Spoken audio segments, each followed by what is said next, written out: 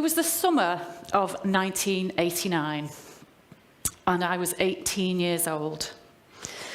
And I was your classic bolshy teenager. I had an opinion on just about everything, and I was very happy to share it with anybody who'd listen, and probably with a few people who would have rather not listened, but never mind.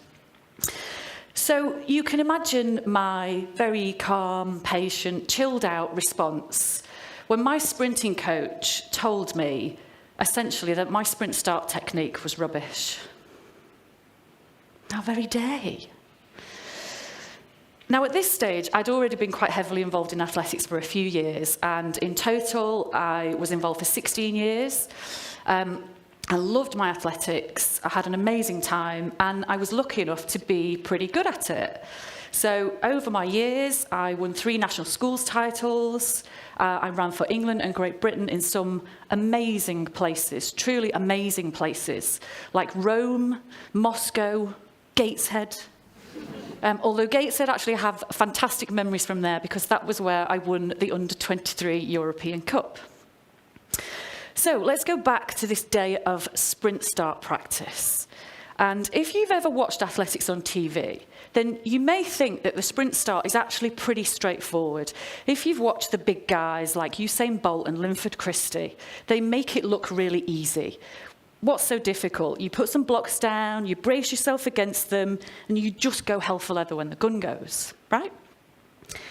But what a lot of people don't realise is that right there at that moment, your entire body weight is resting on your fingertips. And your shoulders are pushed further forward than your hands, so that you're like a coiled spring ready to leap out when the gun goes. But what that means is it's actually incredibly uncomfortable, but at the same time, it's an absolutely crucial part of the race, so you have to get it right. So picture the scene. There's me in my teenage years, teetering on the precipice. I'm there in my sprint start position, and I'm absolutely convinced that if I lean 1 more millimetre further forward, I'm going to land flat on my face. I'm there, poised and ready for the perfect face plant. And my coach says, "You're not really leaning very far forward at all. You need to do a lot better." Now, obviously, I think he's talking nonsense, because I think I'm right about most things at this stage, remember. But I know that I'm right about this, because I know what I'm physically capable of. I can feel what I'm doing with my body, and I know full well that if I'm going to lean 1 more millimetre further forward, then I am going to be flat on my face. So we reach an impasse. So my coach did something a little creative, and he videoed me. Now, that probably doesn't sound anything that exciting, but you have to remember, this was actually about a bazillion years before smartphones. And a video camera at this stage was practically the size of a small house. So this was quite a momentous occasion. But let's be honest, you all know what that video showed, don't you? We know the answer, don't we? My coach was absolutely right, and I was completely and utterly wrong. Obviously mortified, my delicate little teenage ego was absolutely crushed. But with the joy of hindsight, what I actually learned that day was something so much more important than how to start a race faster. But before I tell you what that was, I should probably explain my slightly quirky title of this talk. Eyeballs out and wobbly cheeks. Paula, what are you talking about?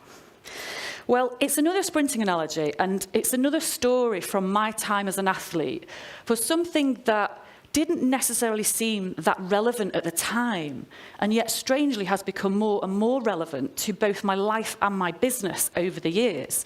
So I'm hoping that by sharing it, it might actually help some of you too. So eyeballs out is sprinter speak for total and utter commitment, 100% dedication. For doing something and not holding back a single shred of anything. And it stems from Linford Christie. So if any of you here are old enough to remember watching Linford run, not that any of you look that, of course, but if any of you are old enough to remember watching Linford race, there was something about him that was incredibly noticeable when he ran, and that was his eyes. it was literally like they were out on sticks. You could absolutely swear that he did not blink for the whole of that race. But what his eyes showed you was that he was completely committed to that race. There was not a single ounce of anything being held back at that moment. And the thing is, that's what you have to do as a sprinter. To be your best, you have to be completely committed. But this is the same for all of us in life. To be your best, you have to be completely committed. But with sprinting, there's also a catch. Because there is one thing that is guaranteed to kill your race as a sprinter, and that's tension.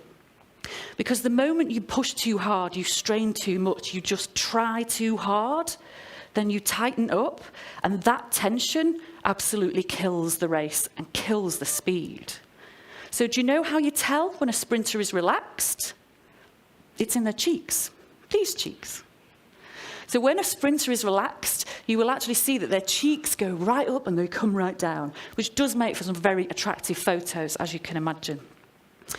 But that's the beautiful anomaly of sprinting, is that you have to find this place of complete commitment, but you also have to relax and trust in your skills and trust in your abilities. And this is the beautiful anomaly of life as well, that we have to really push and really go eyeballs out if we want to succeed. But we also have to stop stressing and straining and trying too hard, and we have to trust ourselves and our abilities.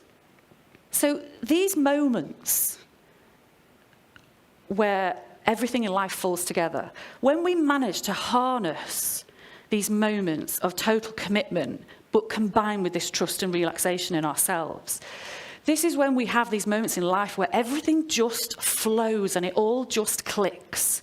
So have you ever had one of those moments where you may have been studying something that has been driving you absolutely nuts, that you thought you'd never get to grips with, and then one day it just clicks? Or you've been working on something incredibly complicated that you just thought you were never going to master, and suddenly one day it all just works. Or you've been training unbelievably hard for something, and then suddenly one day the whole thing just flows. So those are your eyeballs out and wobbly cheeks moments, because we all have them. But just in case you're sitting and thinking, I'm not really an eyeballs out person. I'm not really somebody who totally throws myself into things. I'm not really somebody who goes absolutely 100% hell for leather at things.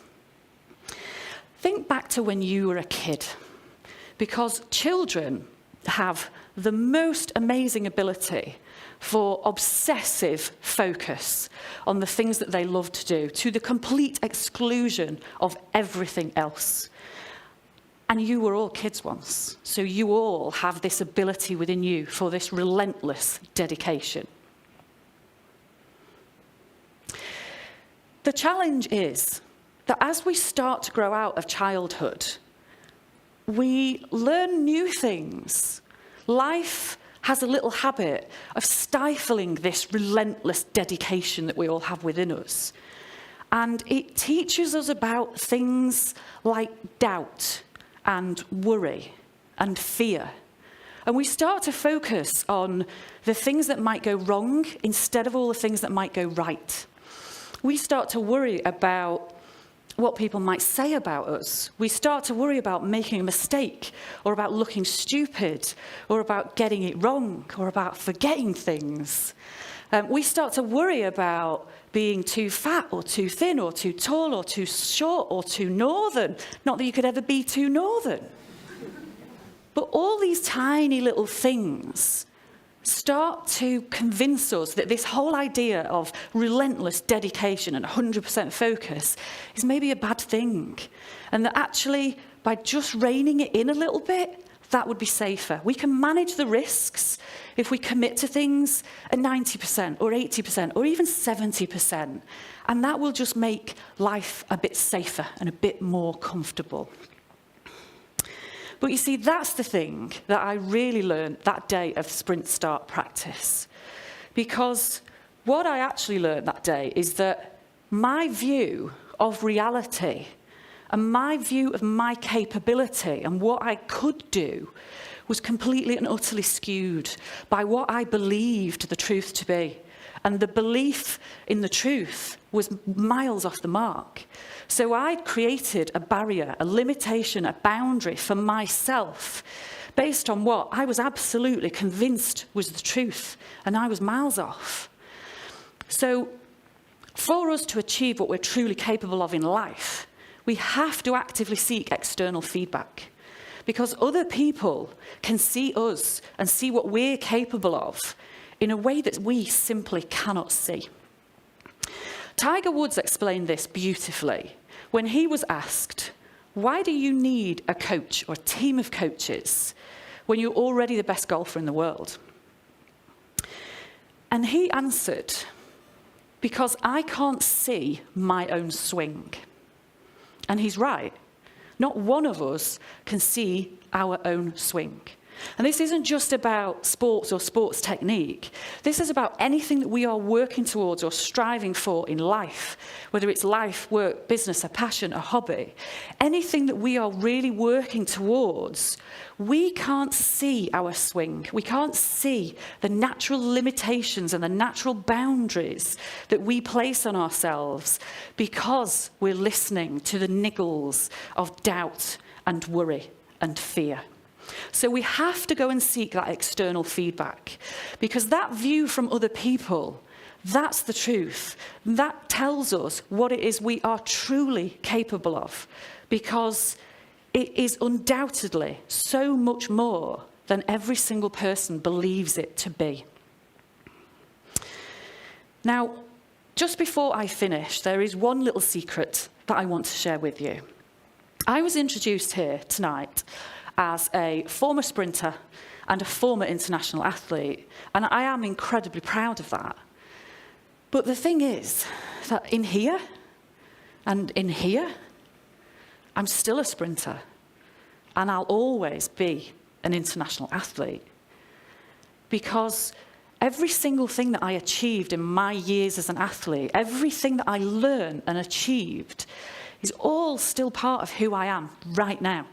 And it's all still here for me to tap into, to help me achieve more in my life and in my business every single day. But the thing is, this is absolutely the same for all of you. If you think about every single person who has ever influenced you in your life, every teacher that you've had, every boss that you've ever had, every member of your family that has guided you or taught you something, think about everything that you've ever studied and everything you've dedicated yourself to, and think back to the stuff that you had that relentless obsession about as a kid. And every single thing that you have learned, every bit of attitude and aptitude that you have acquired throughout your life is still within you right now. And it's still right there to help you achieve every single thing that you want to in your life.